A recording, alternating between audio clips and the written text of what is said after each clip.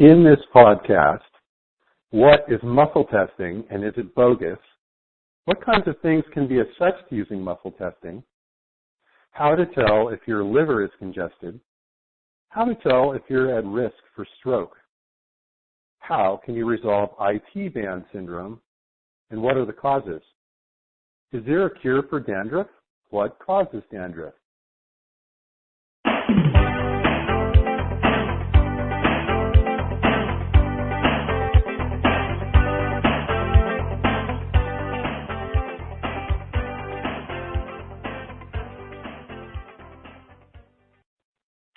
Hey everybody, this is Manny Aragon here from the Rolf Workshop Center for Structural Performance, and welcome back to the Structural Performance Podcast.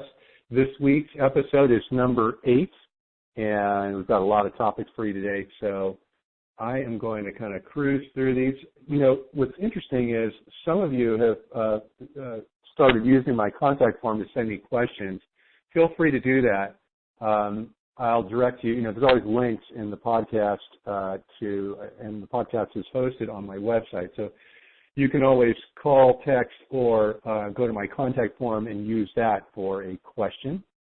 Perhaps in the near future I'll have other possibilities for that to make it a little easier for people to ask questions because that's really what this is all about. This is about me helping people out and hopefully answering questions that people have out there about general wellness, performance,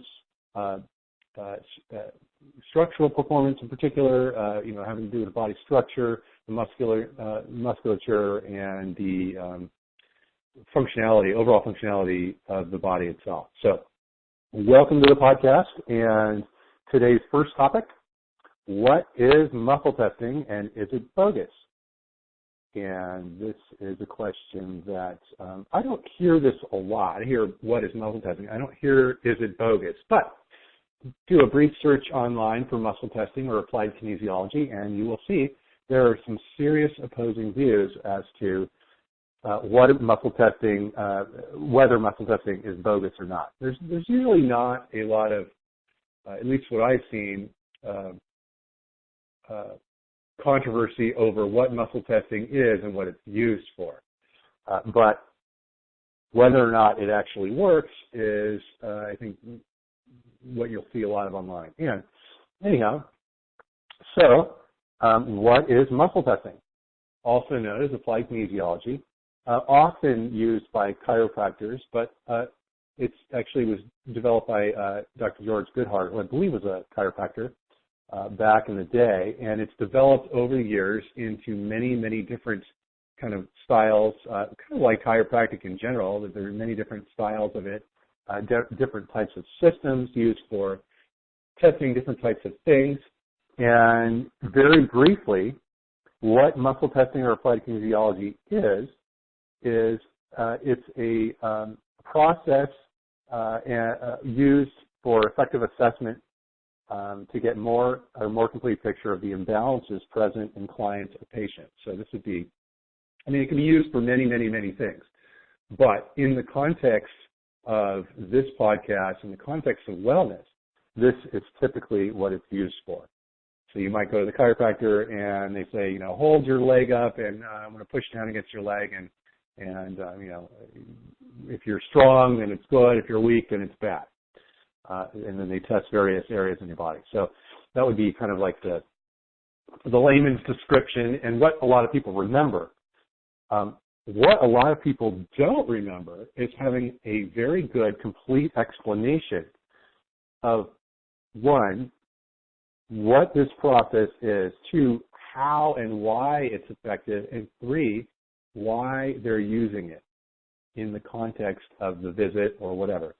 So that's what I'm going to attempt to do today because this is a very effective method for assessment when used properly, when communicated properly, most importantly.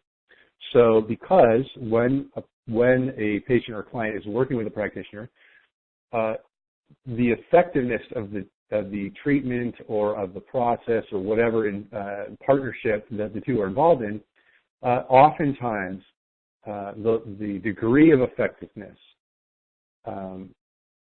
has a good deal to do with the degree of trust that's developed between the practitioner and the client. And it's not that trust. It's not that trust is actually. Let me clarify. Trust is a prerequisite for a positive, practitioner-client interaction and outcome. It's a prerequisite. So without trust, without the client understanding fully what's going on, if they need to, if they don't already completely trust the practitioner, then there needs to be a development of trust. And this is a huge, huge issue. I see it, I would say, more often than not with practitioners who use applied kinesiological testing with their clients. So I'll address that right off the bat because many of you are going to be thinking, well, that's bogus. I remember going to my chiropractor and he tried to sell me a bunch of supplements because he pushed on some muscles and it didn't seem real to me. So I'm guessing that your practitioner didn't fully explain it. So, okay. Now, what is this? What is this method? What is so mysterious about muscle testing? And what is so not mysterious about muscle testing? In other words, how does it work? What is the basis for the theory behind how muscle testing works and why then it can be so effective? And the fundamental theory is this, and this is why I believe chiropractors probably developed it. Now, this is conjecture on my part. But chiropractors, their primary goal is to improve the functionality, overall functionality of the nervous system. Now, in the general public, we think of chiropractors as being people who adjust the spinal system and sometimes various other parts of the body using various techniques. And while that may be true, there are so many forms of chiropractic because chiropractic is the focus of chiropractic is not on adjusting the spine, it's actually on getting higher functionality in the nervous system. So, having worked with and paid a lot of attention to neurological responses in clients based on their adjustments, my conjecture is that chiropractic developed this system of assessment because they noticed things about nervous system and response in the nervous system and then were able to develop a thing. That's their kind of specialty. My specialty is not in the nervous system ad nauseum. It's more, overall structural performance. So I look more at the musculoskeletal and organ interactions. Certainly the nervous system plays a part. And I use kinesiological assessment in my practice where it applies. It's not something I use all the time. I use it as an additional tool when I feel like the client could benefit from additional assessments that perhaps the tools that I'm using aren't covering or able to cover for that particular application. So that's what that is. The kind of nuts and bolts are there's an assessment of the nervous system and the neurological response and so what the practitioner does is, first of all, we get a kind of baseline functionality for, what state your nervous system is in and whether or not you are going to be able to even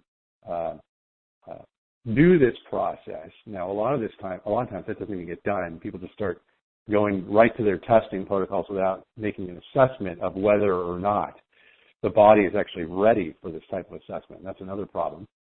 But the point being that in order to be able to have a baseline state where the practitioner can know or have a very good understanding of where the client's nervous system is at, whether or not the client is ready for this type of assessment, is to do an initial assessment on the overall functionality of the nervous system. Is this person open to testing or assessment or not? If not, why not? And then there may be a calibration of the assessment protocol. In many cases, people will use they'll use a closed ring, finger ring where there's a thumb and a finger together, and they'll try pulling the finger apart. Many cases, you'll see the practitioner the client either standing, sitting, or lying down with their arm out, and the practitioner is using the anterior deltoid muscle as the testing muscle, or you might see the leg used in various practices. I use various ones depending on the client. My preferred testing muscle is the anterior deltoid because it's just a more convenient muscle to use in terms of the way I can place my body and what I have access to on the client's body when I'm doing an assessment. Just spatially works out better for me and for many people. So the idea here is, let's figure out, what things are affecting the client's nervous system such that they are or are not open for testing. If they are, we don't really look into why they are. If they're not, then we say, okay, why not? Is there some kind of infection? Is there some kind of virus, bacteria, sensitivity, some kind of stressor, chemical stressor, whatever, that's getting in the way of this? And so when we figure that out, then we will move forward with like a body scan and figure out, kind of get an idea of the general functionality of the different organs and glands in the body by touching the various dermatomes, which are the surface, kind of interactive surface skin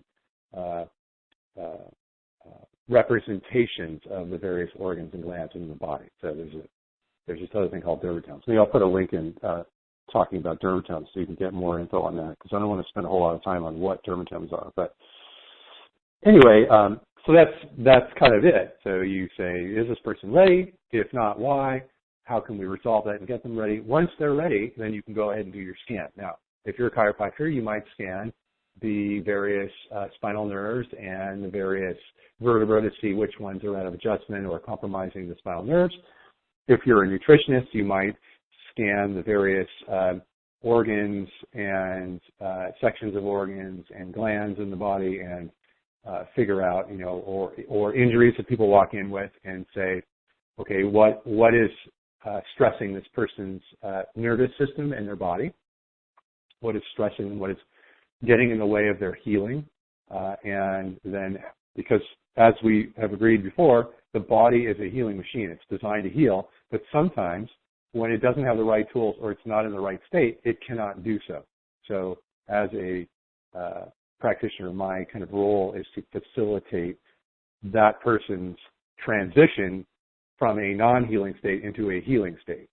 And then their body does the healing. I can't do the healing. So for a nutritionist, you might assess the, what food sensitivities a person might have, what foods are not good for them. What should they not be eating at that moment? What should they, are there foods that they should be eating or taking into the body that will help them to get into that healing state or provide them more of the raw materials for their body to do the healing it needs to do, whatever that may be. So that's kind of in a nutshell what it is. The mechanics of it, I'm going to link out to a little bit of the mechanics on what, how muscle testing works, so you can get an idea for that. But the way I typically use it in my practice is, and I mentioned a couple of these, so I look at overall systemic imbalances, and then I'm able to prioritize. What does your body tell me? What is your body telling me? Because your body knows. What is your body telling me that it needs to start to most quickly or most efficiently move forward in the healing process? What does it need right now? So does it need a supplement? Does it need a type of food? Does it need you to remove some stressors? Do you need to rub your scars? What are the things? And so I use it to assess that. And also in my structural practice, I will look at, for example, somebody comes in with a knee problem, I will also test that knee out. What is, is the knee the priority? Is the knee perhaps a cascade effect of some higher level priority? And can we address both at the same time? So I can please the client by addressing what they came in for at the same time as we address what the body is asking for right now. And that's that's kind of like a combination of, this is how we work with another person, because the person comes in for a very particular reason. And if you're a person who's a prospective client, you're calling somebody saying, hey, I have knee pain, and you go in there and they start testing you for infections and doing some weird treatment that you don't understand how it's affecting your knee directly or indirectly, and they're not touching your knee. That's going to make you a little skeptical. So this is where communication comes in. One. Two, it's important to do as I say, provide short-term relief by working in the area of injury while providing long-term resolution to structure, to internal body systems, and so on, by working the system, muscle testing, working through the SI series, various exercises that I give people, things like that. So within the context, how do these things work together? And that's what I found to work best. So, okay, now, we could talk all day on this. I'm going to just briefly touch on that. So let's go on to the next topic. And the next topic today is how to tell if your liver is congested. Well, first of all, who cares if your liver is congested? Like, who cares? Like, what does it mean that why should you even care if your liver is congested or not? And what does liver congestion really mean? Now, as you may or may not know, the liver is a very versatile organ. It's like the boy or girl Friday of your body. It does like 2 or 3 or, countless number. We probably haven't even discovered all of the different functions that the liver serves in the body. But on a very base level, the liver performs several functions. One is it helps in metabolism, it helps in storage of energy, it helps in production of hormones for the body, it helps in regulation of metabolism, and also helps detoxify the body and the blood. So there are, there's like 4 or 5 of like literally hundreds of functions, but those are some of the primary ones. So how do you tell when your liver is congested, and why should you care? Well, if you've ever multitasked or done anything where you're focusing on more than one thing at a time, and while you're doing 1 or 2 or 3 things at a time, another, say an emergency pops up and captures your attention, and you start focusing on that as well, perhaps maybe even a little more than the other one. What happens to the progress forward on the other ones? Are you making progress forward like you were before? And the answer is no, because the liver, just like any other system, has a limited capacity, a limited bandwidth. And when you overload its bandwidth with too many different demands and needs, some of which may be categorized as urgent, perhaps several of them, if you're a modern day person who eats the standard American diet and lives the standard American stressful lifestyle, your liver is going to be under a lot of stress because you're going to be under a lot of stress. So how is that going to impact you? Well, it's not going to do its job as well. So 1, you're going to slowly build up a toxin load in your body. 2, you're going to probably develop some belly fat. Your hormones are going to be out of whack, which is going to make you tired. It's going to make you maybe not as responsive, maybe get sick more often. Basically the typical state of the modern person. It's going to impact the functionality of your other organs and glands because their functionality is like a net. It's all interactive. They're not independently functional, and they're not independently nourished. So their nourishment is often dependent on the functionality of other organs, and so on and so forth. So, point being that for the typical person, a sign of liver, some signs, and there are like literally hundreds, but some signs of liver congestion would be if you're not pooping after each meal. If you're not pooping as many meals as you eat in a day, so you eat 3 meals and you're pooping once, or you're pooping less than once a day, your liver is congested. You're literally not moving the toxins out of your body. Your liver might be detoxifying. It's putting it into your out through your bile and into your poop, and then you are reabsorbing when the poop sits in your colon because the colon is designed for reabsorption of liquids and so on and so forth. And the longer it sits, the more your toxins are reabsorbed. So you're slowly kind of building. So are you moving that poop out? This is a sign of liver congestion, amongst other things. If you're not, if you have easy weight gain, you have trouble losing the last 5 or 10 pounds, or you've got you've developed a fair amount of belly fat. We say carbohydrate consumption, excess carbohydrate consumption leads to belly fat. This kind of like poor hormonal profile fat, estrogenic fat in your belly. Well, guess what? Your liver produces hormones and it helps balance your hormones. And when your liver gets overloaded metabolically by, say, the crap that you're eating, say you're eating, a whole bunch of grains and, lots of sodas and sugary foods, or maybe you're not, maybe you're only eating a few of them, but you're sensitive to them, then your liver is going to be in overdrive trying to, deal with that. If you're eating a lot of sugar, for example, if you're eating, all kinds of different things, too much fried food, barbecued food that has like excess load of toxins in it, you're going to have to then purify out, carcinogens and such. Do you have a diet high in carbs? Do you get bad tummy aches after eating or gallbladder attacks? So many people don't recognize gallbladder attacks until it's very serious, because they start out as tummy aches.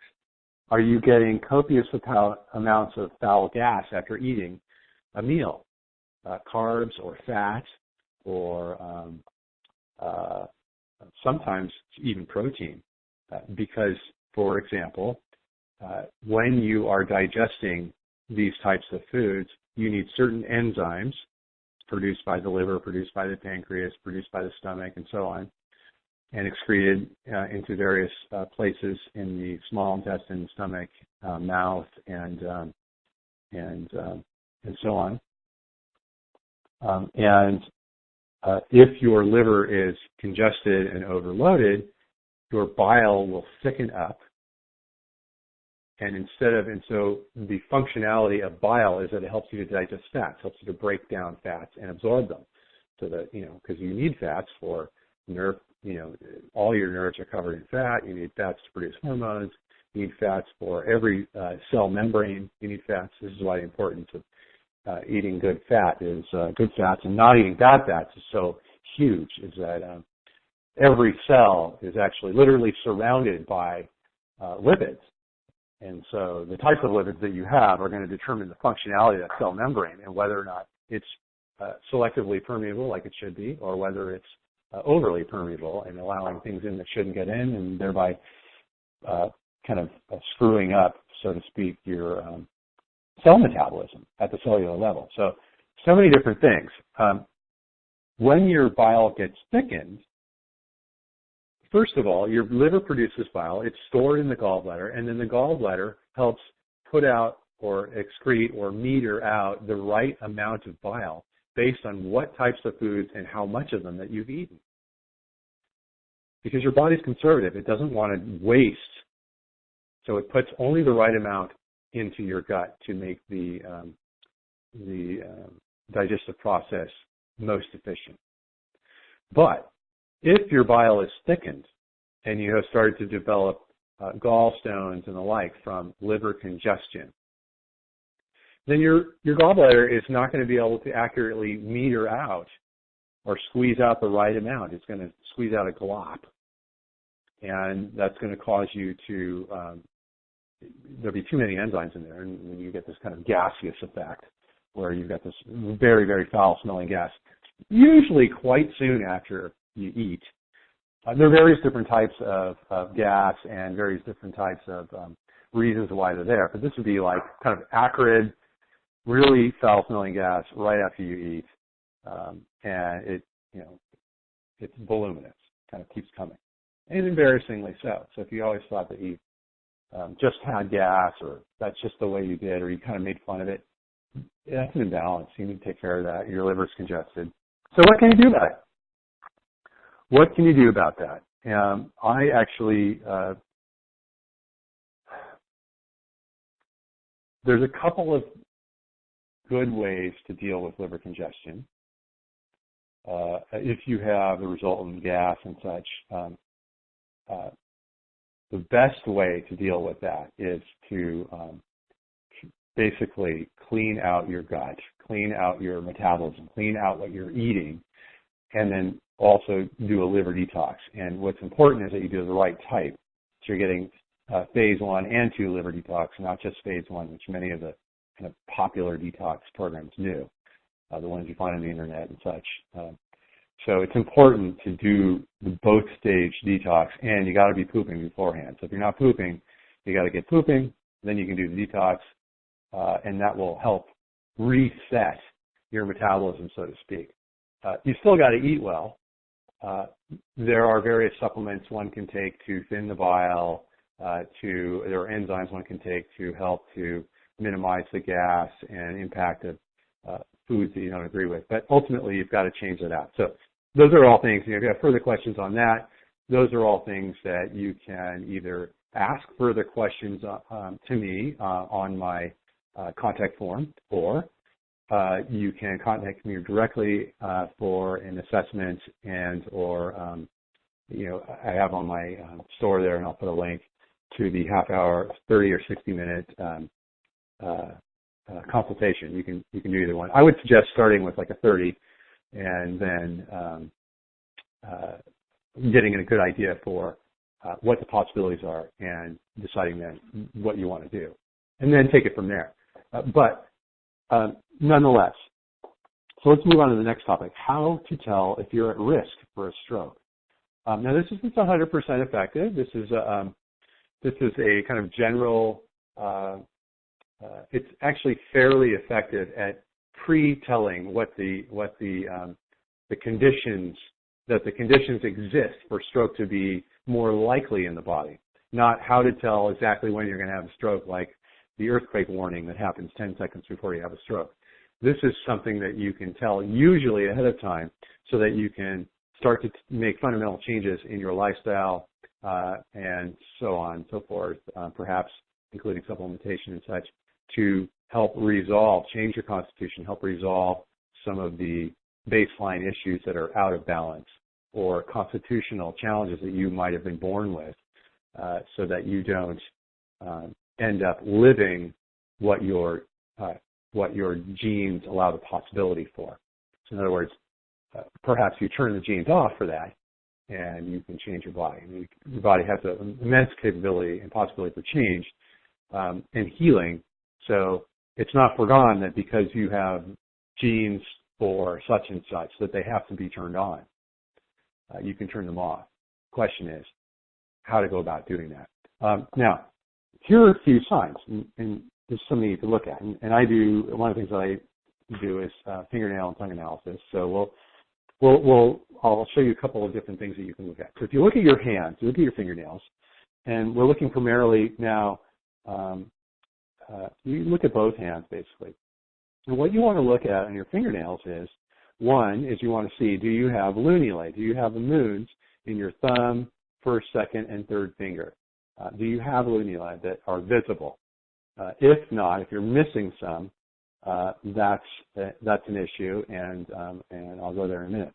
But it speaks to your circulation not being as good as it could be, which is one of the underlying stages for stroke. Because remember, stroke is the creation of clots, and then the clots traveling in the bloodstream until they are lodged in a blood vessel, usually in your brain, that is too small for them to pass, thereby blocking off the blood flow to that portion of the brain, which then dies off, impacting your function, mental function, physical function, and so on.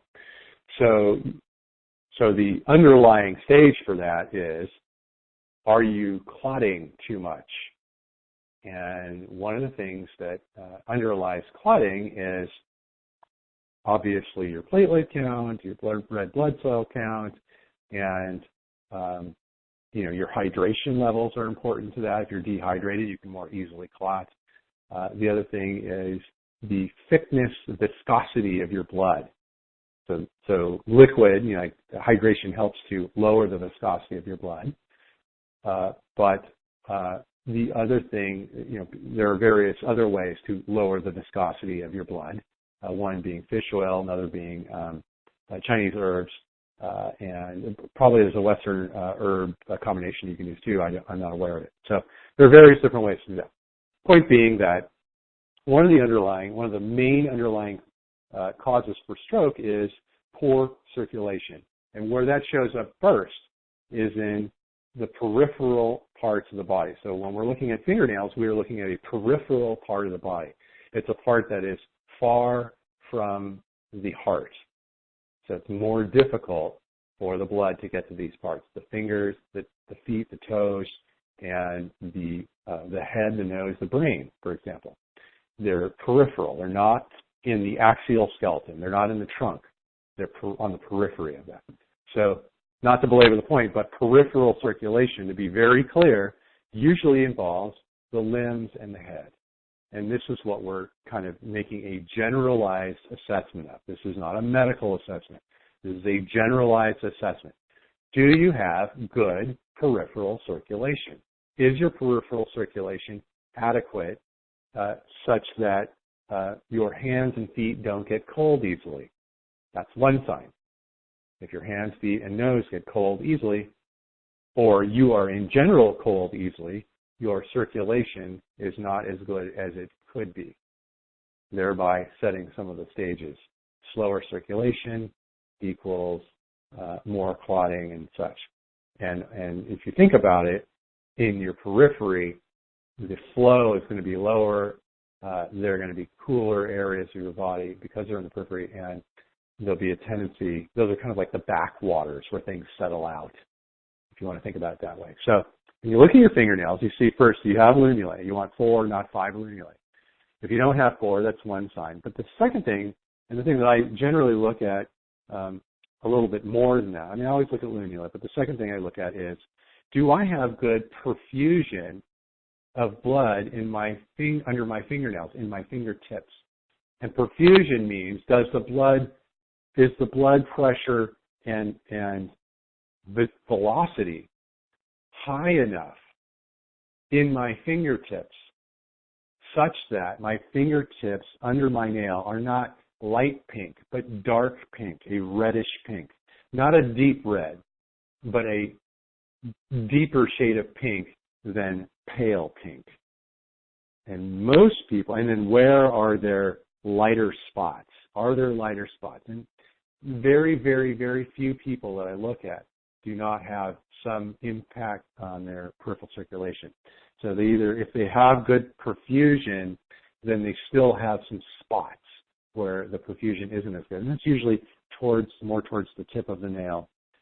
So that's one set. That's looking at the nails. Now, let's switch to some kind of like a more bigger picture. Let's look at various parts of the body. So another part of the body you can look at is you can look at your feet and your heels. Do you see purple and pink and blue veins that are kind of like near the surface in your heels? And you look kind of towards the inner heels where it tends to show up more than the outer heel. But do you see those? Do you see a fair amount of those? Are those present also in your legs, in your buttocks, in your face, on your head? And those types of things, when you can see the blood vessels close to the surface, and I'm not talking about like weightlifter veins that are these big veins that you can't see the color of, but that are huge. That's not what I'm talking about. Those are moving lots of blood. These are the smaller blood vessels where the blood isn't flowing so well, and it's very clear that the blood's not flowing so well. Now, one of the things that you have to understand is that blood delivers oxygen to tissues. So in the periphery, you're going to have some blue veins, right? But to what extent? When they start becoming more and more blue, you're not moving the blood quickly enough through there so that there is some level of oxygenation in that blood for the tissues to absorb. So you're looking for these types of things. Now, on your face or in your head or on various parts of your body, the veins might not be purple. They might be like fuchsia or kind of pink or maybe a magenta. And some people, have these, you can see them, their skin seems translucent, you can see all the blood vessels. What you're seeing is that, one, the circulation is good, two, and then is that the integrity of these blood vessels is not as good as it could be. So the second risk is aneurysm, which is a bursting of the blood vessel. The integrity of these blood vessels is not as good as it could be. So they're bulging out. The blood is not moving because even though there's blood pressure, the pressure can't hold because the vessels are literally bulging out. When that's the case, people, in the more extreme examples, people would bleed easily, they would bruise easily, and it's not that they wouldn't clot easily, but easy bruisers, you see that particularly in women. Those are great signs that the circulation is not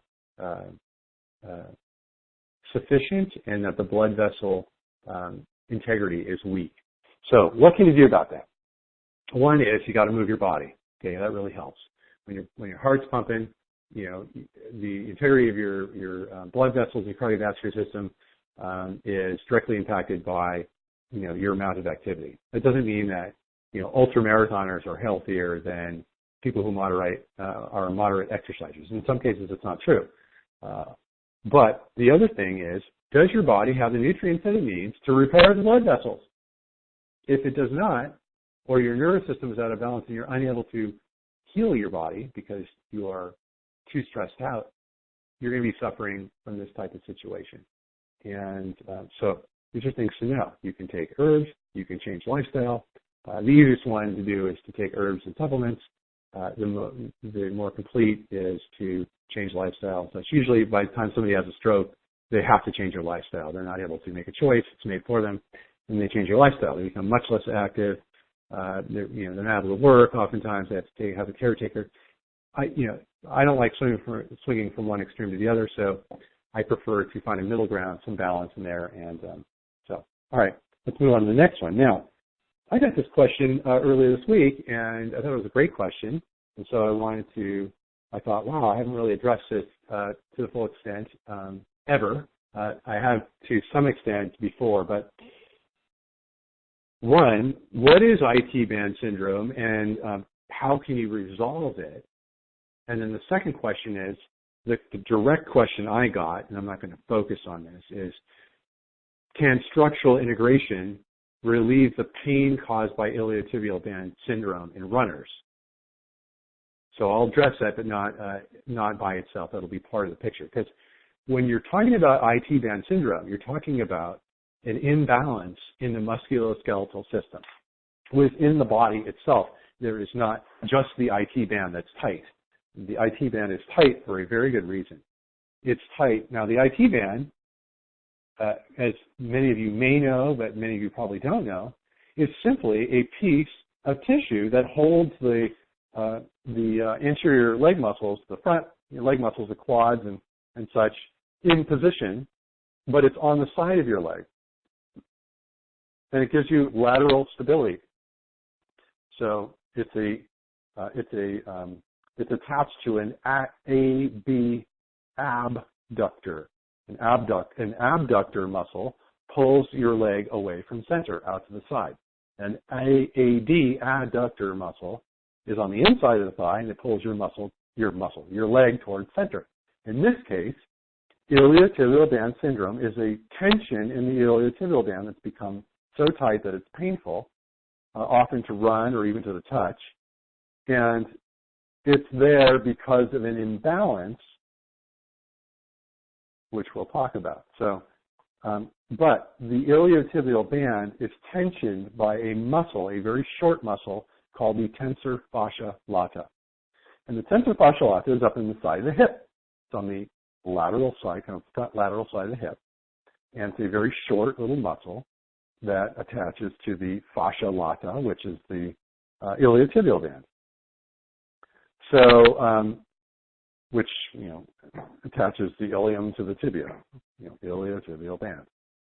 So basically, what's going on there is the iliotibial band can be overused or over relied on because of imbalances in the hip, most notably gluteus medius, which is again it's an abductor and a hip stabilizer. So this is kind of like if you take your hand above your iliotibial band, you go right up into the meat of what you perceive your glute to be, but not in the back, on the side. You're on your gluteus medius. So that muscle is often weak, and it's weak because we sit on our butt and we don't move and we don't spend our day walking around and such like humans were designed to do, and so it becomes over time weak. And then we try and do sports that require a strong gluteus medius and a balanced AB and adductor compartments, and they're inherently imbalanced because the AD, the inner thigh adductors that pull your leg towards the center, are generally going to be underused, and so thereby the abductors are going to be overused and trying to do the job of all three compartments to stabilize your leg and your hip. When you're balancing on it, when you're walking, when you're running, you see this ITB syndrome mostly in runners. So runners are landing on the outside of their feet, they're landing on their heels, they're not able to utilize their core musculature properly because essentially, for all intents and purposes, they're weak. But that doesn't really tell you much. They're weak, but they're really imbalanced. So if you go to the PT, you'll hear this muscle's weak, that muscle's weak, strengthen this muscle and that muscle. What a good PT would tell you is this is the nature and the extent of the imbalance. These various muscles should be doing this and they're not. Thereby, this is what I'm showing you to do, so that you then have more investment in what you want to do and why and actually do it. So this is kind of the basis for that. Now, how can you relieve this stuff? A lot of people use the foam or the rumble roller. People get things, get innovative, and they use things like baseballs or lacrosse balls or things like that, and they roll out the iliotibial band. Well, newsflash, the iliotibial band to some extent will release. To some extent, not a lot, but to some extent, you'll get temporary relief from the rolling. But it doesn't strengthen any muscles, and it doesn't really change the imbalance between the inner and outer thigh and between the leg and the gluteal muscles. It really doesn't. Another problem is, with improper core functionality, most people, when they run, are running using their hamstrings as pulling muscles instead of using their quads and their gluteal muscles as pushing muscles. Your glutes are only there for running. That's their only function. They really only serve you in running. Glutes are a structure in the human body that is very particularly developed in various species, but only ones who run. Animals that don't run don't have gluteal muscles like we do. They don't have big, giant gluteal muscles. So they were put in humans for running. If you're not using them, if your glutes are sagging, if your butt's turned under, if you don't have taut, toned glutes, you're not using them. You're not using them. If you reach down and you grab a glute and it's feeling flaccid, you're not using your glute. So there's more work to be done, but we'll go into that another time. Point being, iliotibial band syndrome develops from these types of imbalances and develops really out of lifestyle. Perhaps there's some way that you're born or learn how to walk or whatever from whoever you learn how to walk, who learned how to walk from their parents, so on and so forth. And you're not using your body properly, so over time, your body changes and develops, and it's a trade-off, right? So what do? Foam rumble roller. You can get temporary relief.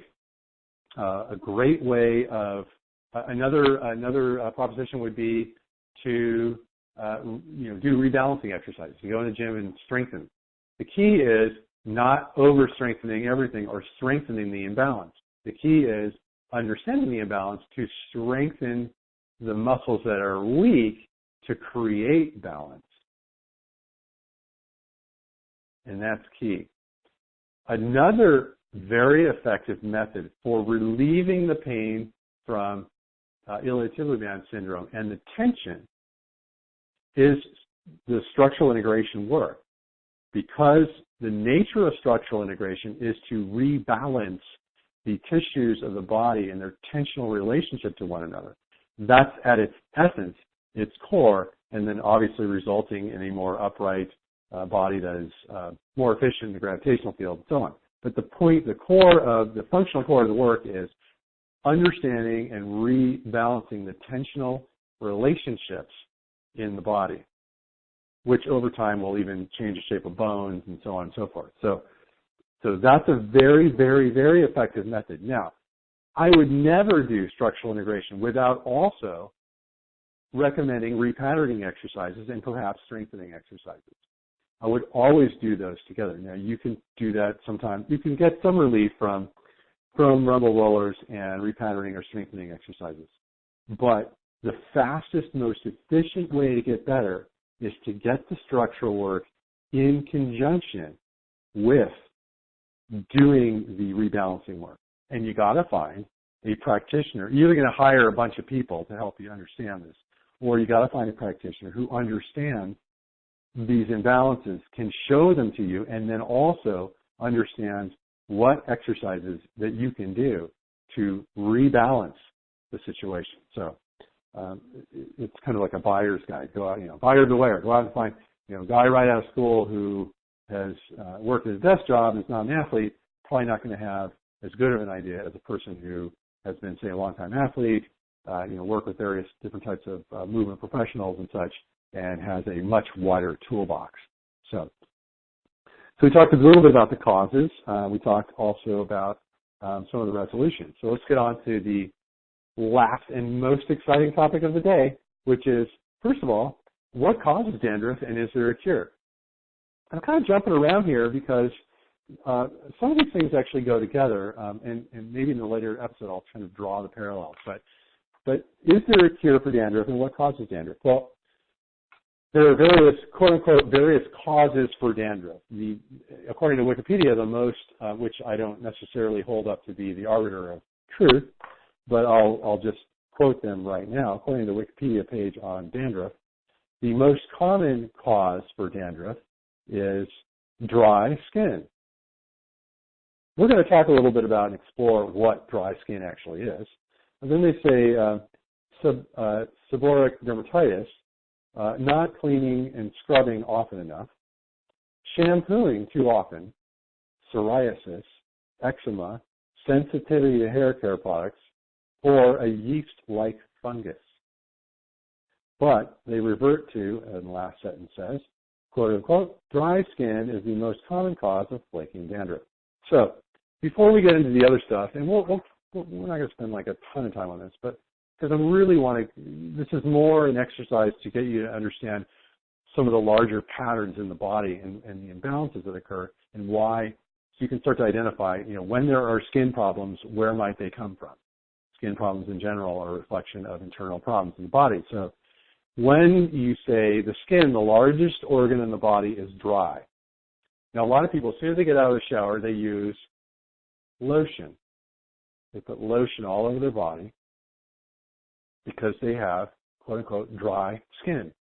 Why do they have dry skin? Well, there's a couple reasons why. One would be, let's just look at kind of the surface causes. If you're using in the shower personal care products that are drying your skin off, taking the oil off of your skin and taking the oil out of your skin, you are literally drying your skin. So no wonder you have dry skin. It's damaging your skin when you remove the oil layer. Now, do we like to smell sweet and feel clean, like the oil's not on there because we're used to that? Absolutely. But is it damaging to our skin and thereby to our immune system? Absolutely.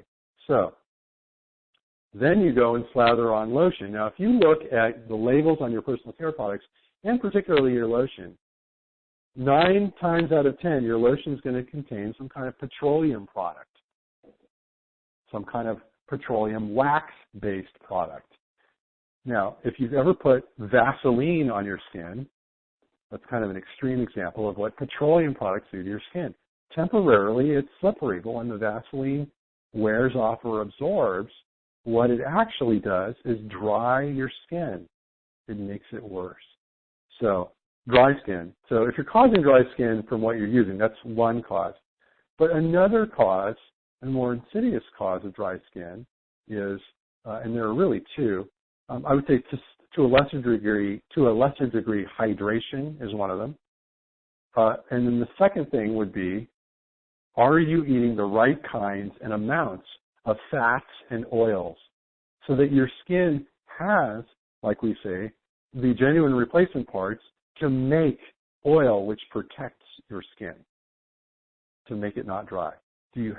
Are you eating the right foods to when you raise dogs, they say, like, show dogs are given a certain diet so they have a shiny coat. Well, a shiny coat is a reflection of having proper types of proteins and fats in their diet so that they can produce beautiful fur, which also has the oil coating on it that makes it shiny. Humans are the same, except that we wash ourselves with products that take all that stuff off. Now, oftentimes people will use conditioner to kind of counteract that. Conditioner, is a topical which will help to, reintroduce some of those oils. So again, if you look at the ingredients on conditioner, there's a lot of really harsh products in there. So conditioner works temporarily, but you got to keep using it. Now, another cause that they bring up is seborrheic dermatitis, psoriasis, and eczema, or a yeast-like fungus. Now, as we've talked about before, yeast-like funguses, like, for example, athlete's foot, are often, they are absolutely internal problems. These are symptoms of an internal imbalance, usually in your gut and in your diet, so that your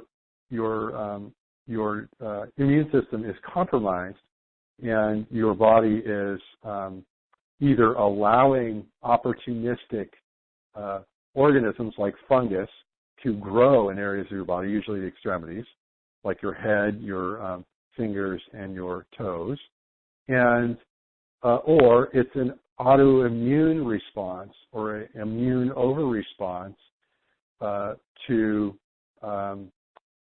things that are getting into your bloodstream that should not, through a compromised gut lining and or imbalance in your internal biome or your flora or your E. coli and bacterial balance in your gut. So let's talk a little bit about how you resolve this stuff. And again, the basis for this is there's two things. One is obviously to keep in check your personal care products. Really look and see. These days there are so many natural personal care products. Actually, I don't sell any, but I recently, there are a few that I may know. I'll see if I can link out to this or not. If I don't now, I will later, and see if I can find a couple that have natural ingredients. Some of you may know. If you do, chime in the comment section and let us know what natural food-based type of products are you using and what's in them, what are they made of, and how do they work for you. They got to be effective, otherwise nobody's going to use them. So, for example, I got a natural deodorant recently. I've gone through every kind of natural deodorant. None of them work for me. This one works. This one's really good. It works. It's not cheap, but it's very effective. So, and it's all natural products. You could literally eat this thing. So, very good. I will see if they even have a website. I don't know. But I will post that. So what is the number one way to deal with this? Well, obviously, you've got to look at your personal care products. Two, you want to make sure you're hydrated.